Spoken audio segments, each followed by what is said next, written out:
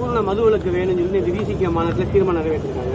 அப்படி நிறைவேற்றக்கூடிய மாநிலங்களுக்கு கூடுதல் நிதி பகிர்வு கொடுக்கணும் மத்திய அரசுங்கிறாங்க. சாத்தியமா? வாய்ப்பு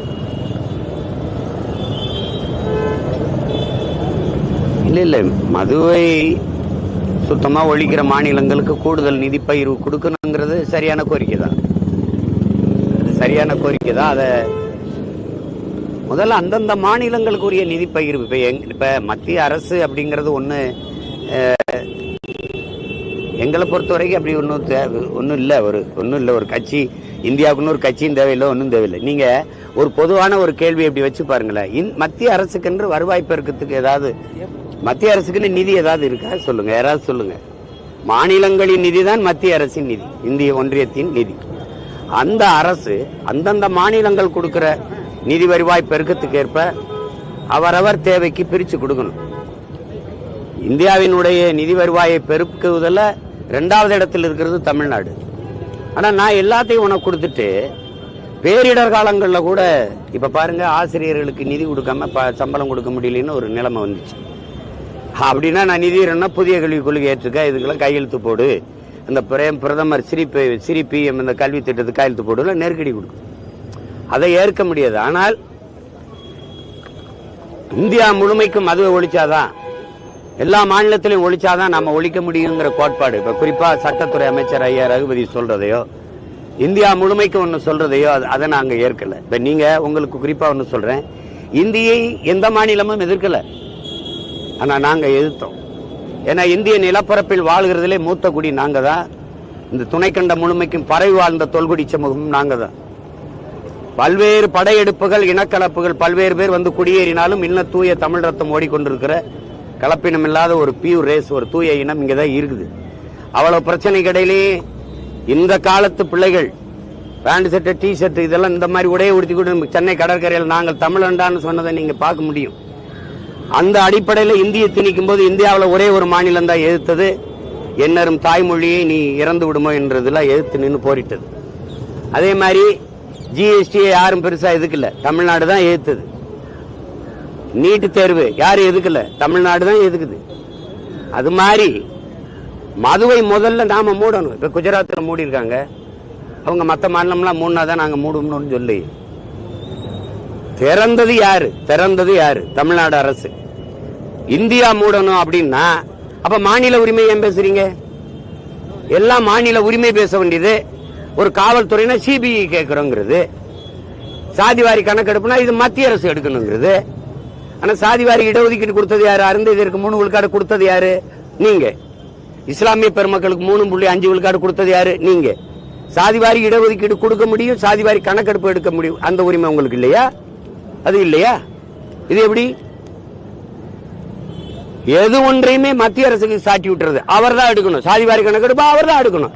ஆனா வாய்களையும் மாநில உரிமையை நாங்கள் காப்போம் மீட்போம் பேசுகிறது. மதுக்கடையை திறந்தது யார்? அதான் பேச்சு. திறந்தது மாநில அரசு. அது ஐயா கருணாநிதியுடைய அரசு. திராவிட முன்னேற்ற கழகம் சொல்ல முடியாது. பேரறிஞர் அண்ணா என்கிற பெருந்தகை ஆட்சி காலத்தில் இல்லையே, பக்தவச்சலம் ஆட்சி காலத்தில் இல்லையே, காமராஜர் ஆட்சி காலத்தில் இல்லையே. அப்போ கேட்டா அது சுத்தி கற்பூரம் தீரியும் போது கையில எதுக்கு கற்பூரத்தை வச்சுக்கிட்டு இருக்கு? எப்படி இருக்க முடியுங்கிறது. ஏன் கற்பூரத்தை கையில வச்சுட்டு இருக்க? தூக்கி நெருப்புல போட்டு இரு.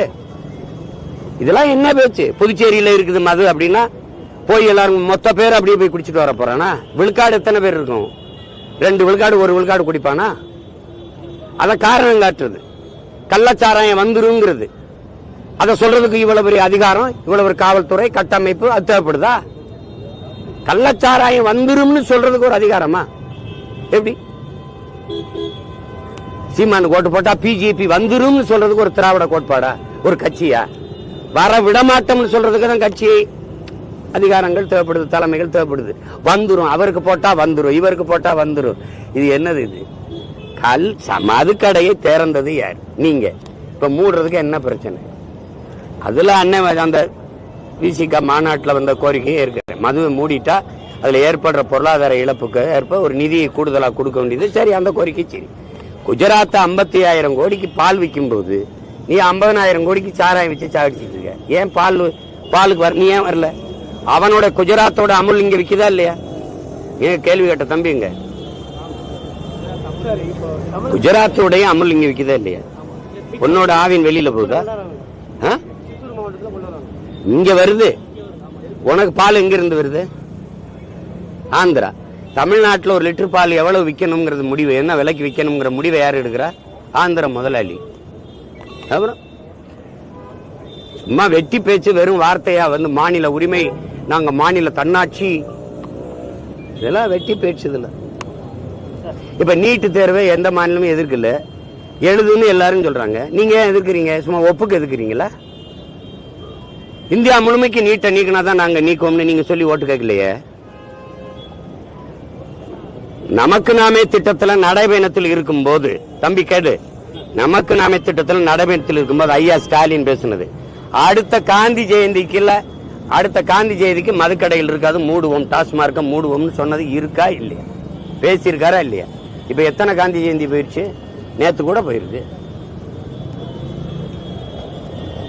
கடந்த 3 வருஷத்துல தலித்துகள் மீதான தாக்குதல் வந்து 40% அதிகரிச்சிருக்கு.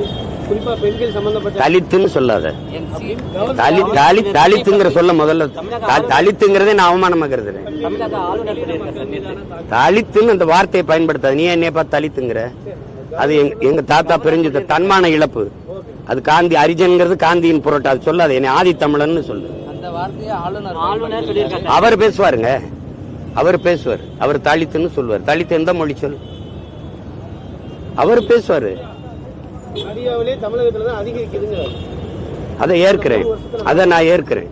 அது அவர் சொன்னாருங்கிறதுக்கு இல்ல, நாங்க முன்வைக்கிற கருத்து. நேத்து திருவண்ணாமலையில ஒரு ஆதி தமிழ் குடிமகனுடைய உடலை நீங்க எடுத்துட்டு போறதுக்கு தடுத்திருக்கலா இல்லையா? இறந்தவன் எல்லாம் தெய்வம் ஆயிரான்னா ஒரு பிணத்தை எடுத்துட்டு போறதுல உனக்கு என்ன பிரச்சனை வருது? நீங்க மாற்று பாதையில கொண்டு போக சொல்றீங்களே ஒழிய கொண்டு போய் பாத்துக்கோன்னு நீங்க சொல்லல. இப்ப விழுப்புரத்துல மாவட்ட ஆட்சியர் அலுவலகத்துக்கு முன்னாடி ஒரு அம்மா, ஊராட்சி மன்ற தலைவி, உண்ணாவிரதம் இருக்கு. ஏன் வெயில்ல உட்கார்ந்து இருக்கு? இப்ப ஏன் உட்கார்ந்துருக்க? நாற்காலி போட மாட்டேங்கிற, உட்கார விட மாட்டேங்கிற. நீ ஒரு இதுல அந்த அம்மாவை கையெழுத்து போட மாட்டேங்கிற. உயர்ந்த சாதியில் இருக்கிற துணைத் தலைவர் இருக்காருல ஊராட்சி மன்றம், அவர் தான் போட்டுக்கிறாரு. அப்ப எங்க இருக்கு சமூக நீதி, சமத்துவம், சகோதரத்துவம்? எங்க? தாழ்த்தப்பட்ட மக்களுக்கு ஒதுக்கப்பட்டதுனால அவ பிரசிடென்ட் ஆயிருக்கா, ஊராட்சி தலைவர் ஆயிருக்கா. இல்லைன்னா என்ன ஆகும்? நாட்டின் முதல் பிரசிடென்ட் ஆஃப் இந்தியா அவன். நீங்க ஐயா அத்வானி வீட்டுல ஐயா மோடியும் அத்வானி உட்கார்ந்து இருக்காங்க. அந்த அம்மா திரௌபதி முர்மு கையை கட்டி மூலையில் நின்றுட்டு இருக்கு. பிரசிடென்ட் ஆஃப் இந்தியாவுக்கு இந்த நிலைமைனா சாதாரண பஞ்சாயத்து பிரசிடென்ட்டுக்கு என்ன மரியாதை இருக்கும்? அப்போ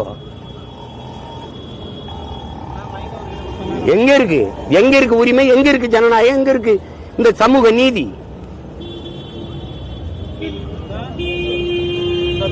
கடந்த 2 நாட்கள்ல நாம் தமிழர் கட்சியுடைய மாவட்ட நிர்வாகிகள் பொறுப்புல இருந்து 2 பேர் விலகியிருக்காங்க கட்சியை விட்டு.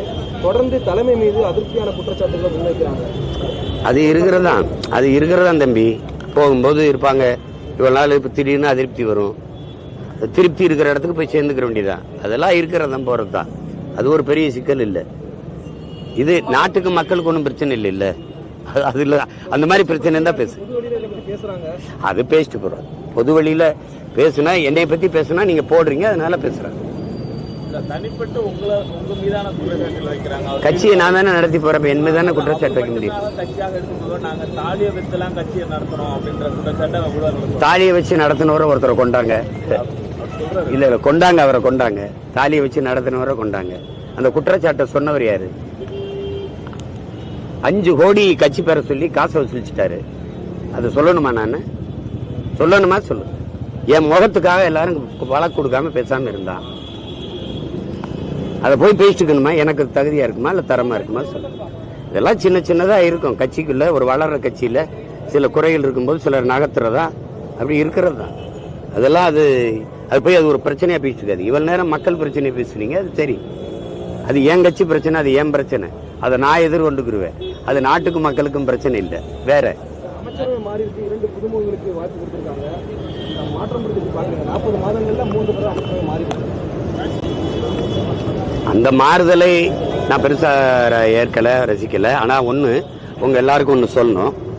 நீங்க ஆதி தமிழ் குடிகளுக்கு, ஒடுக்கப்பட்ட தமிழ் சமூக தேவேந்திரருக்கு, ஆதி தமிழ் குடிகள் பறையருக்கு வந்து இவங்க அவங்க அப்பா 5 முறை இருந்திருக்கிறாரு. இவர் வந்து இப்ப 3 ஆண்டுகளுக்கு மேல ஆயிடுச்சு. இதுவரை இந்த ஆதி திராவிட நலத்துறை தவிர எதுவும் கொடுக்கல. கேட்டா உங்க அண்ணன் ஆராசாவுக்கு நாங்க மத்தியில் அமைச்சர் கொடுத்தோன்றோம். இங்க என்ன கொடுத்தீங்கிறதான் பேச்சு. திரும்ப திரும்ப நான் வந்து வலியுறுத்தி நாங்க பேசிட்டதுனால இப்ப ஆதி தமிழ் குடிகளின் வாக்கு, தேவேந்திர மக்களின் வாக்கு என்னை நோக்கி திரும்புதுன்னு நீங்க பொது தளத்துல கொண்டு போய் அவரை உயர்கல்வித்துறைக்கு போடுவீங்க. நானே கேட்டேன், நீங்க ஏன் கல்வியை கொடுத்தாலோ மருத்துவத்தை கொடுத்தாலோ என்ன நிர்வாகம் சரியில்லாம போயிருமான்னு கேட்ட பிறகு கடைசியா 1.5 ஆண்டு தேர்தல் வரை இருக்கும்போது நீங்க மாத்தி விடுறீங்க. உளமாற நீங்க செய்யறதா இருந்தா உங்க அப்பா 5 முறை முதலமைச்சராக கொடுத்துருக்கணும். இல்ல நீங்க பதவி முத ஆட்சி அமைக்கும் போதே கொடுத்துருக்கணும். இப்ப எங்க ஐயா கண்ணப்பன் எடுத்துக்கிறீங்க, நல்ல நிர்வாகி, எல்லாருக்கும் தெரியும். போக்குவரத்து கொடுத்தீங்க, தூக்குனீங்க. அப்புறம் உயர்கல்வி கொடுத்தீங்க, தூக்குனீங்க. இப்ப பால் வளத்தை கொடுத்துருக்கீங்க. எதுல அவர் முழுக்க கவனம் பண்ணி ஒவ்வொருத்தரும் இப்படி மாத்தி போட்டுக்கிட்டீங்கன்னா அந்த துறை சார்ந்த நிர்வாகம் எப்படி செல்லுமையா இருக்கும், சரியா இருக்கும். எந்த நேரம் எந்த இலாக்காவை பாப்ப, நாளை கூட மாத்திட்டு வேற இலாக்கா போடுவோம்னா நீங்க கொடுத்தது சரி வரவேற்கணும். ஆனா முதல்ல செஞ்சிருக்கணும். வெறும் வாக்கை ஓட்டை கவனத்துல வச்சே நீங்க நகர்ந்தீங்கன்னா இது எந்த மாதிரியான சமூக நீதி, எப்படிப்பட்ட சமூக பார்வைங்கிறத நீங்க தான் கவனத்தில் எடுத்துக்கணும். இத அதனால இத சரி கொடுத்த வரைக்கும் மகிழ்ச்சின்னு பாக்கணும், அவ்வளவுதான்.